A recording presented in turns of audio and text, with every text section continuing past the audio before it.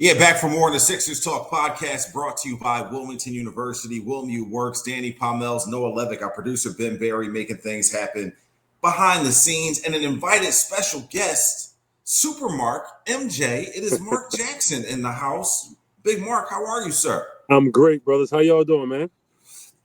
We are doing better than the 76ers right now. That is for sure. A 6-game losing streak, and it doesn't seem like much relief is on the horizon with a 10 p.m. tip-off against the Denver Nuggets on Tuesday. And, man, Mark, we outlined a little 9-game stretch for these 76ers on the podcast previously, and they haven't won a single game of those 9 games. It has been nothing but almost and not quite, close but no cigar. They're showing some desire, some want to, but the inconsistency and the 26 different starting lineup they trotted out last night in a loss last night to I can't even remember who they played, but the point being is that Milwaukee Bucks. Right. A dim bonus dunk is now ringing in my head. I can see it now. But point being is that, Mark, times are dark, Mark. 15 and 26. We're at the exact midway point of the season. Is there a light at the end of the tunnel? Are you feeling like there's a glass half full thing going on right now? Because we've been debating this over previous podcasts. Where's the silver lining? How are we feeling good about the Sixers team? I think you have to find a positive, something you truly believe can work. Do I believe this team can win a championship? I'm not going there. But what I believe is when everybody's in a lineup, and if we get up to that 10th spot, which we only 10 games out of, I think teams are scared. Other teams will be scared no matter how many games we play together. So my optimism is the glass has full because we're only 2 games out of the 10th spot. So as long as we can get to that 10th spot, we got a punch a chance to get in the playoffs. Now, what happens in the playoffs? Health has a lot to do with that. And health has not been on our side this season at all. But with that being said, you're hoping that eventually can come, the health guys will say, you know what? We beat up on them Sixers long enough. Let's give them a break and keep them healthy for the last 40 games of the season. So, or 30 games of the season. Right. It felt like everything was starting to break their way when they got that Christmas win. They had a little streak going, playing, good ball on both ends. And then that collapse in Sacramento ever since then has just been disastrous with the health, and that's coincided with a bunch of losses. Last night, 8 players out, and the 3 guys they used off the bench were all of their 2-way contract players. So that just speaks to how ridiculously abysmal it has been, and they've just been extraordinarily unlucky with the health of this team. Yeah. That's the right way to say it. Luck has to be in your favor a lot of times in life, and especially in sports. And it has not been that way for the Sixers, unfortunately. So I'm a big believer when your bad luck has been running rapid, eventually it gets caught, and then good luck comes your way. So, I'm looking at, to me, what's worst case scenario? Worst case scenario is not us tanking and all that. I don't think that's in the horizon. I think they spent too much money. They put too much of a roster together. And I believe, I don't know insider, but I'm just saying my belief is Morey, Elton Brand, Nick Nurse saying, they're not saying, let's just shut everybody down. No, they're not selling. My belief is they're just saying, let's just hope they get everyone healthy, maybe with the exception of Joel. If we get everybody else healthy other than Joel, we have a chance to steal some of these move in that 10th position. And I think that's like the what I'm looking at, and I believe they're looking the same. It's interesting that you think that, because there is a good argument to be made that it's time to sell some of these players, so to speak, and move on from the contracts that you can in order to bolster the lineup and hopefully, make moves that could project toward the future more than the players who might be on 1-year, 2-year deals like Yabusele, maybe Kelly Oubre, KJ Martin, etc. But there is a definite argument to be made on the other side, like you said, that there is some momentum that could be gained when everyone is on the same page. But it's one thing to talk about, it's another thing to get to that point. And the way that they've been using Tyrese Maxey, you hope that there's no residual effects from all the minutes that he's playing, that all this kind of works out in their favor. Do you have a problem with the way that they're using Maxey, considering that the other stars have been in and out of the lineup? A lot of minutes have been put on his shoulders. Well, I don't have a problem with them using Maxey the way they're using. How have they been using him? They've been using him to play basketball. That's what he gets paid for. So just because other guys out, we say, oh, we need to shut him down too. No, that's a backwards ass way of looking at things to me. Excuse me. But like when I'm saying he's getting paid to play basketball, he's young, he's energetic. How we use him, like we're using him to the fact that he's just playing basketball. That's what he loves to do. That's his thing is. Yes, he's losing. So I'm not with that mindset. And I hear it. Believe it or not, I hear it so much walking around Center City, Philadelphia. Oh, we should just shut everybody down. And then what does that accomplish? Oh, we get a draft pick back. Okay, and well, that gets Joel healthy for next year. Is Joel gonna be healthy for next year? I'm to the belief that I'm not thinking shutting Joel down for the rest of the year will make sure he's healthy next year. I don't believe that. I think Joel is who he is. And I truly believe that you have to take it upon yourself to say, you know what? Max is playing a lot of minutes. He's playing basketball. Thibodeau plays his four of his starting fives, the top 4 minutes in the entire league. So I think when guys are playing, they're playing something they love. Yeah, we're losing. Yeah, that's called the way it is. Yes, we're losing. Can we get better? Absolutely. Do we need reinforcements to get better? Absolutely. If we're going to sell players' contracts, then how much you expect? So how much do we expect to really use Maxey then? So we're going to trade Yapasule, we're going to trade Ube, we're going to trade Caleb Martin and get what back? More two-way contracts, more draft picks. That means Maxey going to be used a lot. They say, okay, well, we don't like the way you use them. So let's save everybody. Let's get worse and let's just shut Maxey down for a year. I'm to believing I don't think Maxey will accept you shut him down for a year because you want to lose games. I don't think he accept that. Now, some other guys that are veterans that have been around the block a few times, they might be okay with that. But I'm not rolling with that. I'm not rolling with Maxey. One bit will be okay. Well, we're going to shut you down so we can lose games and tank. No, that's not Maxey's style, and that's why I love it. Absolutely. No, he's sad. Like, I'm still young. Like, I don't have a problem with playing as many minutes as coach wants me to. But yeah, last night was another one where it was like a classic Allen Iverson stat line. The Sixers needed him to be the guy running that offense, taking all the shots, playing 40 plus minutes. And he did it really well against the Bucks. It's just Sixers don't have much. Need some help. Right. Yeah, in terms of guys who can actually create their own shot offensively. And they did have a few guys chip in, like Oubre had, I think, 19. Ricky Council's been, going hard at the rim and attacking as he does, but it's pretty slim pickings right now. And of course, it's another glaring situation where it's like, man, if Jared McCain even was in there, he'd be able to take on some of that load. But right now, this is the reality of the situation. And yeah, Maxey for sure has zero problem with it and would have a huge problem if you said we need to lessen your minutes or we need to shut you down or anything drastic like that. So here's the thing with that, Noah. The Sixers have 5 guys in double figures. They scored 109 points. This team struggles so much to score the ball. It fantasizes me like this team struggles to score points. Even when we had everybody in the lineup, the 3 games we had them in the lineup, they went through lapses those 3 games, but they struggled to score at some point. I'm like, how are you struggling to score? Now that's something I think Nick Nurse have to figure out. Is Now, we understand now it's different. We understand that. Right now, you got to roll what you got. But when everybody's in the lineup, we were struggling to score then.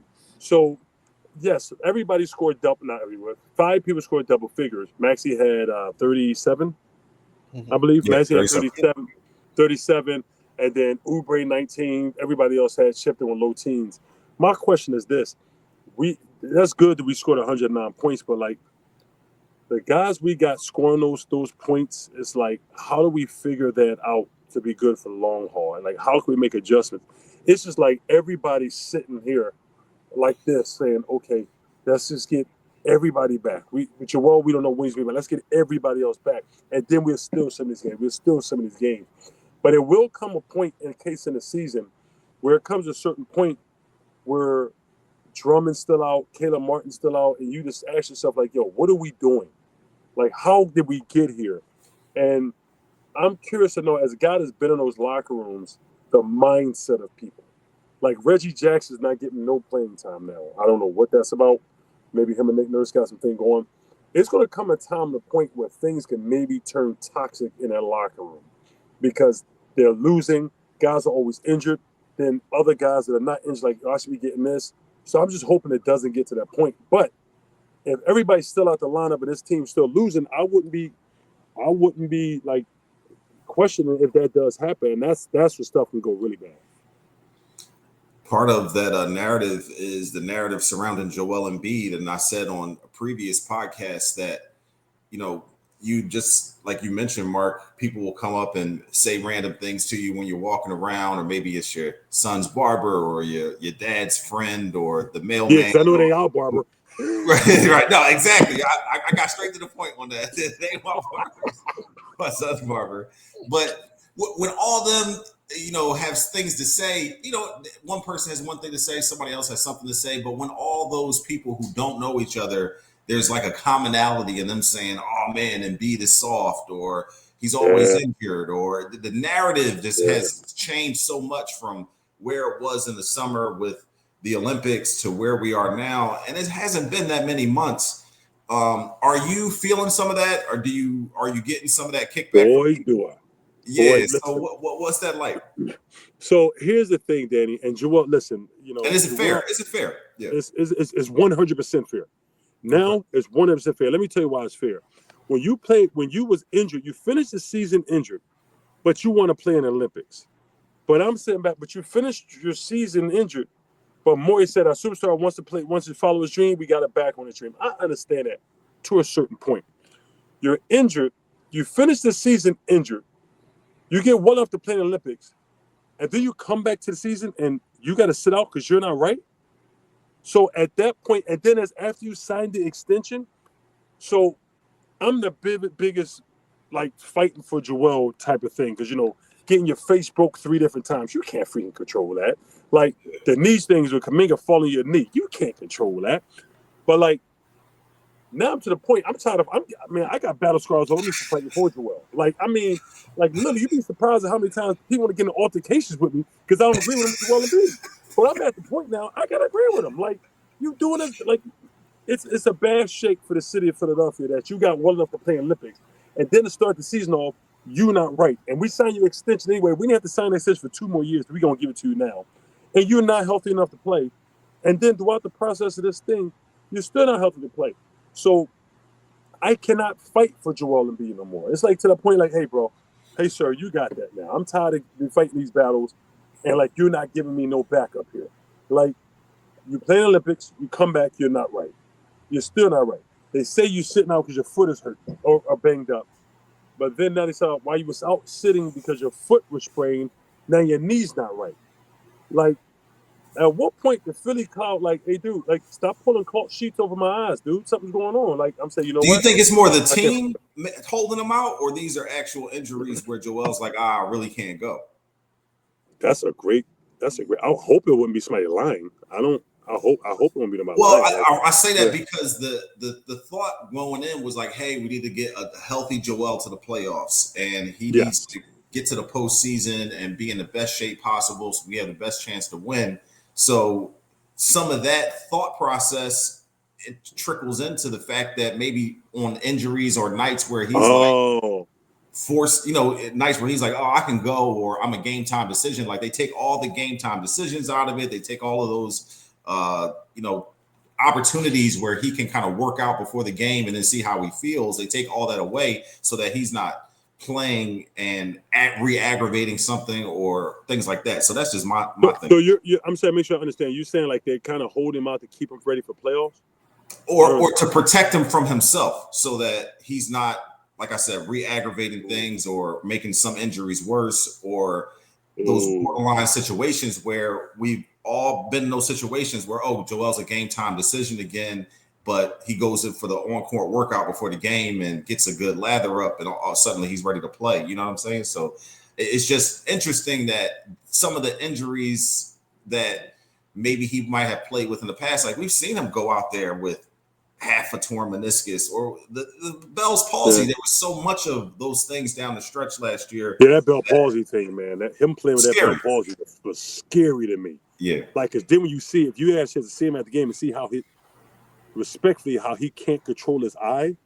Yeah. And then he was playing in freaking games like that.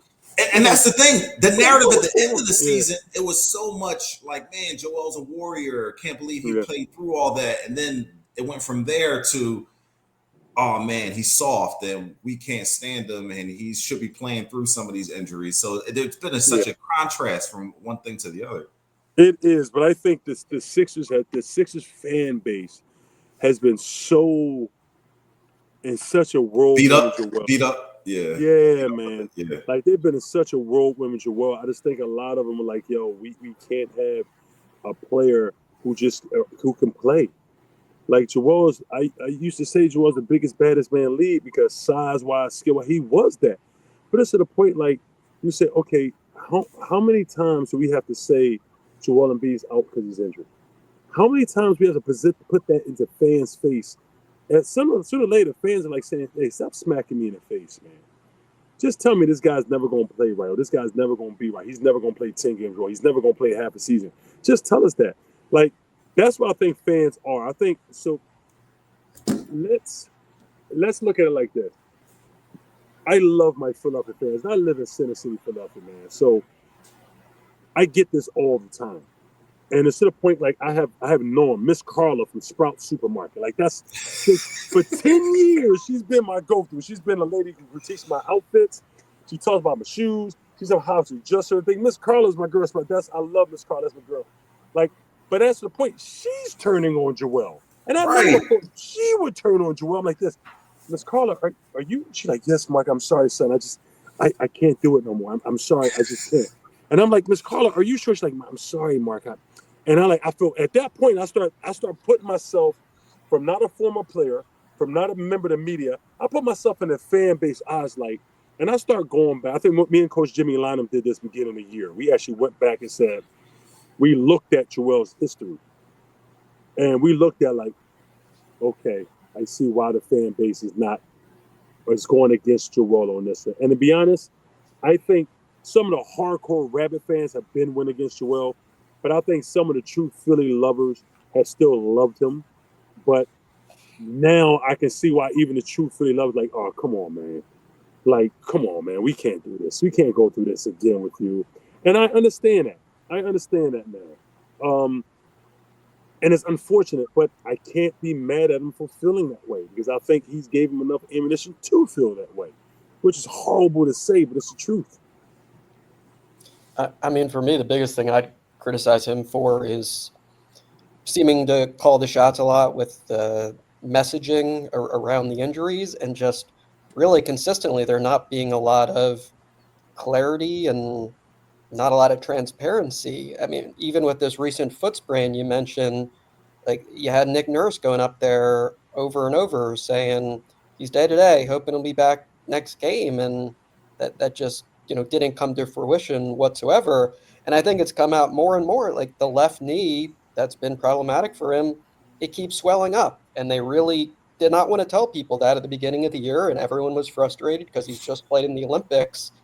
But I think perhaps there'd be a little more sympathy from the fan base if there was, an understanding from the start of, look, like that left knee's had a lot of miles on it. He's had it operated on multiple times. Sometimes it swells up and it's a bummer, but, we're doing what we can to get through it. But instead, it seems like a lot of the fan base feels really in the dark. And then I think that just increases the level of ire toward Joel Embiid when he's not available to get out there.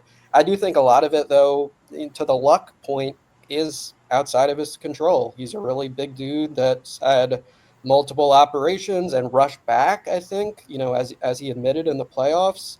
And that all just, elevates the risk that he's going to have this recurring issue with his left knee. So yeah, any member of the fan base that has turned on Joel Embiid, I think you can't blame them. But that said, to me, he is still like a really competitive person who is hungry to play and is ticked that he's not out there. I think all of that's still true. But yes, if you're looking at it from the fans' perspective, not a lot of great reasons you can see right now to be fully backing Joel Embiid and really behind him perhaps the way you once were. And a large part of that he's barely played. I mean, he's played 13 games out of 41 games. It's like you think about the Sixers and he's almost not the first face you imagine right now. You think of the guys who are actually available, like Yabusele, like Tyrese Maxey, and Joel Embiid has been available very little this season. After signing the big extension in the summer and playing the Olympics. Can I ask you a question, guys? Let me turn this a little bit. Because on the other note, you know who I have been defending a lot lately? It's Nick Nurse. Cool. Nick Nurse. Because people are like, oh, Nick Nurse should be fired. Darren Moore should be. I said, what do you mean he should be fired? How is this their fault? Well, he should do this. He should, like, dude, you got to win with who you have. Like, respectfully, here's the point. Like, when I played for Minnesota, KG who never missed games. He had rolled his ankle. And you talking about a warrior. Like, I stepped in and played, but I think for a stretch I had like 20 rebounds straight, whatever. But I'm not giving you 30 points. So the late Flip Saunders couldn't say, I can rely on Mark to give me 30 and 20 like KG. No, you can't. I'm old enough to admit that. Like, so the same thing with Nick Nurse. I'm in the Philly club, and if he's got a shower, like, man, he's fighting that Nick Nurse guy. I'm like, man, you lucky I'm got a tower in my way. You be wrestling here. What are you talking about? Like, how can you blame him? Like, he's like, well, he needs to come up with more schemes. I don't care if you are, I don't care who you are. I don't care what kind of scheme. You're a magician. Like, I don't care if you're Thanos. You can't. You have to rock with who you rock with. How could you blame me? I said, I wouldn't be surprised if Nick Nurse quit this year. Like that, you know what? Hey, I can't do this. I'm going back to coaching England. Like, I was coach this year. Like, you can't blame him, but he's starting to catch the strays. And I'm like, how can he catch strays? How could Darren Moore? They put a great roster together. This Caleb Martin thing, this drama, we have Joel's best backups as being in the league, right? How can Joel be hurt and the backup hurt, who's never hurt? Like, how can they be hurt simultaneously? And then you want to blame Nick Nurse. You can't blame Nick Nurse, man. It's wild to me. But he's catching a lot of strays around Philly. Yeah, I mean, I think honestly, like most of the games in this 6-game losing streak, they've played just about as well as they could. Like, they pushed the Knicks to overtime, despite the Knicks being almost completely healthy. OKC. And yeah, played pretty well against OKC. So yeah, I mean, for me, earlier in the season, there were perhaps some points of criticism where, they didn't seem well organized offensively. Things were taking a long time to gel with the new pieces, et cetera, et cetera. But yeah, as of late, I think if you think Nick Nurse is the main reason this team is losing games, that's a hard point to defend. The main reason they're losing games is 8 players were out last night, including Paul George and Joel Embiid and Caleb Martin and a ton of guys you rely on to play important roles. I think all things considered, they actually executed pretty well. They didn't turn the ball over a lot. They seemed to have a clear idea of what they were doing. They switched up the defenses. Their starting center, Adem Bona, a rookie, actually competed quite well against an imposing star in Giannis. So yeah, coaching certainly not the biggest issue with the Sixers these days. I'd agree with that. So can I add on to that? That's a big thing, Noah, that I'm a believer. If we get, and I hate that I'm saying this, but God forgive me. Like, let's put Joel out. But if we can get everybody else healthy, that's what I'm a big believer. We can still enough games to get in there playing. You see what I'm saying? Because we've showed it with a limited roster, taking these good teams to the brink of things, but having 8 guys, 9 guys available. Like, it's like, that's why I know people say I'm an optimist, and people say, oh, you're full of it. I'm like, no, I know what I see with my eyes. I know I see the L's, but I see my eyes like, if we get Caleb Martin, Drummond, Paul George back, if we can get these guys back, Yabashiri back, we'll be winning some of these games. We will. And then that can get us enough to the 10th spot, because I think Chicago will be a seller. I think Chicago will be a seller this trade deadline. They didn't sell last year, the year before, when they should have, and I think they're going to sell. And I think Chicago's going to drop. Now, who's going to get that spot is us or the Nets. But I truly believe Chicago's going to drop out of that spot, because I think they got some guys that people want, Alonzo Ball and some other things. And I really think it's going to happen. That's why it's hard for me to say no, blow it up, they're horrible. And I'm a Philadelphian, so when people come at me sometimes, they remember I'm in Philadelphia. I'm not a talking head that was born from another part and been playing here. This is my city, born and raised. I say I believe Philly blood just like you do. I know what I see. I know what I'm watching. If we can get everybody else in lineup, meaning Caleb Martin, Drummond, Paul George, we'll win some of these games, get the 10th place. They say, oh, now what? All I need to do is get the playoffs. All I need to do is get me the playoffs. Get me to the play, and that's all I need. I'm not going to say, well, what if just get me there. I'm a warrior. Just get me there. Seems like this Sixers team is just on a collision course with the Celtics, no matter how it all shakes out. That's true, but Celtics are vulnerable. Celtics are vulnerable. They're not the Celtics of last year. We saw them Christmas Day, and we know what that means. But speaking of catching strays, is Paul George catching some of the strays because the injury bug is bitten and has not had the success fans thought that he should have? We will talk about that after a quick break here on the Sixers Talk podcast. We have to show some love to our sponsor. And of course, Wilmington University is the one that keeps us going each and every podcast. Shout out to Wilmington U. Advance your career with a graduate degree from Wilmington University. At WilmU, your dream is our mission. Get to know us at wilmu.edu. Sixers sign an aging superstar in the 34-year-old Paul George. $200 million going to him. $200 million going to Joel Embiid. $200 million going to Tyrese Maxey. A lot of players getting paid here. Not a lot of time on the floor for Paul George, though. And just looking at the numbers, our producer, Ben Berry, and we were talking before the podcast started, and he was saying that Paul George was on his way to being not himself as a Clipper. But just looking at the numbers, last season with a contract year, he had 74 games played, bro, which is more than 1, 2, 3, Jimmy Butler, LeBron James, and Kevin Durant.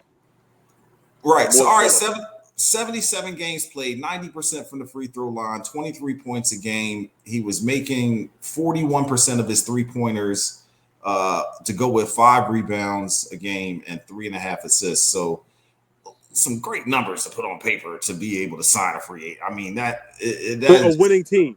For a winning team. A winning team. For a bum team. For a winning team. But here he is as a 76er, falling into a narrative that Philly fans have trumpeted for a long time, that we only get the superstars after they're past their prime. Paul George has not quite been himself, but our producer, Ben Berry, likes to call him the Michael Jordan of Tobias Harris's. Is that fair, though, that Paul George is getting all the criticism, or do you think it's like a residual effect from the fact that Joel Embiid hasn't been healthy and therefore Paul George has been lumped in with some of that? What's your perspective on what we've seen so far from George and what we expected? So I'm gonna say it like this. First of all, the Philly fans, they hated on Tobias. They didn't hate on Tobias. They felt as though Tobias wasn't a great player, right? And he was basing on his contract, because his contract was considered a max deal. So they said, "Oh, he's nothing. He's nothing." Now, with that being said, he had some horrific games, especially in the playoffs. Like, it was just, 0 points his last game. It was unbelievable, right? So I say this: Paul George makes almost $20 million more than him. Tobias Harris' stats were better than Paul George. Tobias Harris did not have a podcast. He did more podcasts than games played. So now, with these things said, that's why Philly fans are on Paul George's neck, because they see he has more podcast episodes filmed and out than more games played. That's the issue for Philly fans. He also has worse stats than Tobias Harris has. That's the issue. But is he the same player as Tobias Harris? No, I thought Tobias Harris shut it down 2 years ago when the last year with James Harden, because he couldn't stand playing with James Harden. And he was getting killed by the fans, even though he's averaging like 17, 7, and 4. But he was getting killed by the fans and saying he's a horrible player. He was making a max deal. So he was getting killed. But even 2 years ago, I thought Tobias played pretty good. Last year, at some point, I just think Tobias said, "You know what? I'm done. I'm done trying to play hard for these fans. These fans are killing me." And he took it personal. I really believe that. Famous line. They would trade me for a crumble cookie. Is that what he said? Yeah, that was a great plug. That was a great plug. Because we own crumble cookies, right? That's a great plug. Right. First of all, crumble cookies, I've seen how much sugar they got in the cookies. They haven't ate them since, but that's another story. Don't do it. But with that being said, so that's why Philly fans are rocking was on Tobias. Paul George come here, and one thing about Philly people, we read the papers. We listen to your comments. He wasn't doing himself no good service by saying, "Oh, well, I'm kind of limited by the knee brace," which he could have been. But you say that out loud, "Oh, I'm bored for chasing fives around." Yeah. Boy, when I seen that, I said, what did he say? Like, so the Philly fans see that, and they like, "Oh, who does Bull think he is?" Like you're turning into Tobias Harris Part 2. His numbers are not better than Tobias. Now, people say he lumped in with Joel Embiid. I look at it like this. When Joel Embiid wasn't playing, he's starting to pick it up now, but he was only shooting the ball 10 times a game. Really? When Joel Embiid's not there, he only going to get up 10 shots a game? No. We have a motto here in Philly, you empty your clip. That means you go out, you leave everything on the floor like AI used to. We know you're not AI, but you got to go out like AI, which means you got to go 2 for 20, 5 for 32, 6 for 40, 1 for 19. You can't go 8 for 10 or 6 for 12 and Joel Embiid is not in the lineup. Nah, man, that means you took it easy. That's something that is driving the fans crazy. So I think Paul George deserves some of this criticism he's getting from the fans because I don't think he's been as aggressive offensively enough when Joel Embiid hasn't been there. Now I would say this. Mm-hmm. It is difficult to play with Joel Embiid. If you used to playing in a system where the 5-man only job is set pick and rolls for you. Then you come here with that big guy like, no, you give me the ball, get the hell out of my way. It's a difference. It's a hard adjustment. You got to try to find your way. But those games he's not here, like, no, I'm going for mine. I'm going to get mine. I'm going to get my 25 shots. I'm going to get my 22 shots. I'm going to go out guns and play. I'm going to empty my clip. Paul George doesn't do that sometimes. Now, of late, the last 3 or 4 games, he's been mighty aggressive. I'll take that. But before then, he was too lackadaisical for the Philly fans' trust, and that's why they was riding. Well, I mean, his biggest problem lately, outside of health, is like he's getting into foul trouble every game, which, like, to me, I can understand you chalk some of it up to bad calls, but, like, man, he's a 34-year-old veteran star. Like, at some point, you've got to show a little more restraint and understand, especially when Joel Embiid's not there and so many guys are out, you need to be on the court to get up all these shots, to do everything, this team needs from you on both ends. So I think that's stood out to me as an area where, like, a lot of the criticism would be very fair for Paul George. I think, though, you're right. Like, offense has been the worst end of the ball for him overall. I think defensively he's lived up to the expectations. Nearly 2 steals per game, versatile, playing hard. I think given good consistent effort even in shorthanded situations. So that's been all right, but yes, he's not been out there as much as they've needed him, and he's not produced or been efficient, nearly to the level the Sixers expected when they signed him to this contract. So yeah, all of that very, very disappointing in year 1 of that deal. Exactly, and that's the thing. And then, like, I think his last episode, he had him and Drummond on there, and they both was out hurt. Right. Like, the Philly fans saying, "Hold on, bro. Like, what is that? Is that you and Drummond both y'all are hurt?" Like, man, like that's they're not. I know times have changed. And I'm not that old guy. Get off my lawn. I'm not that guy.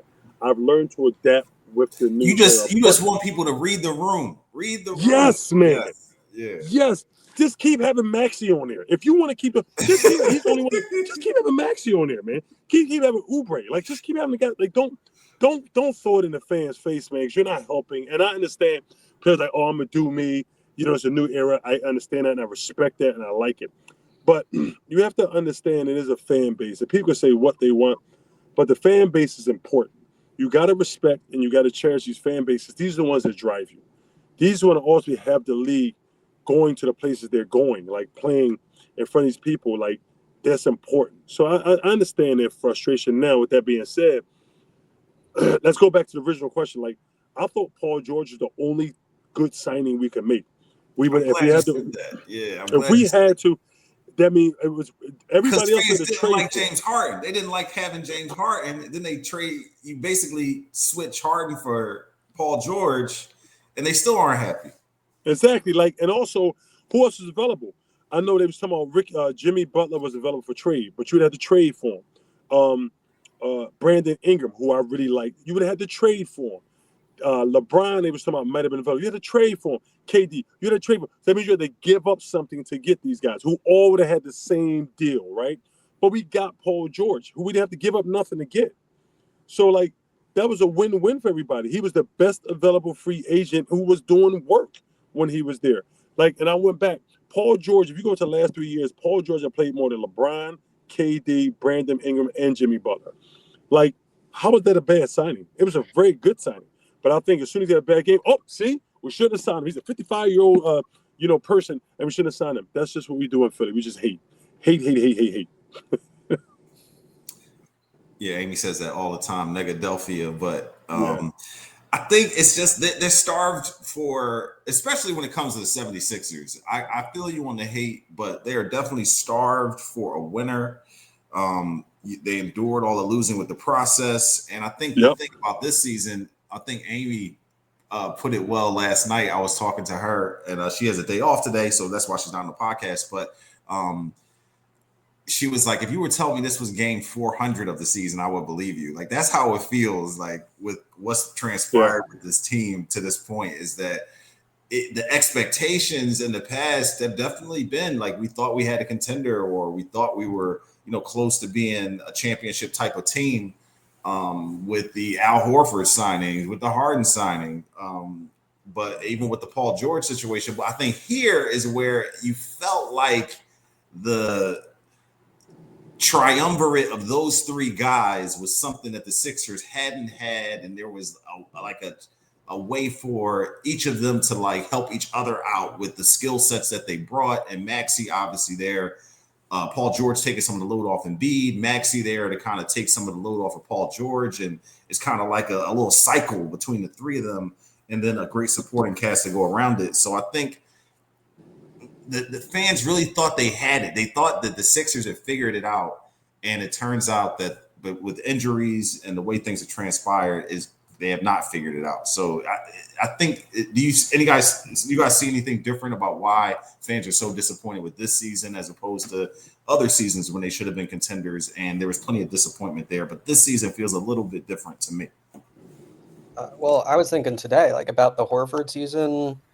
I mean, I think they still, a 60-ish% winning percentage, maybe even a little higher than that. They're 11 games under 500, and I think just the night after night product that fans are watching, it's a lot worse, because sure, like, you could see the team without Horford, had flaws in terms of on-court fit, and it was clunky at times. The offense, wasn't often very pretty or fluid. They found a way to win a lot of games, all things considered. I think for a long time, the fan base's frustration has just been, man, we keep winning 50 games in the regular season, but coming up short in the playoffs, or, the Celtics, have our number there or whatever. And now we're talking about, can they crack the play-in tournament? So I think there are tons and tons of reasons for fans, tuning out or being angry or what have you. But to me, the biggest difference is this is the worst they've been in a long, long time. They're 11 games under 500. It's hard to fathom. And you look ahead, 41 games left. If they win 34 of those games, it's still not a 50-win season. Which is definitely not happening, right?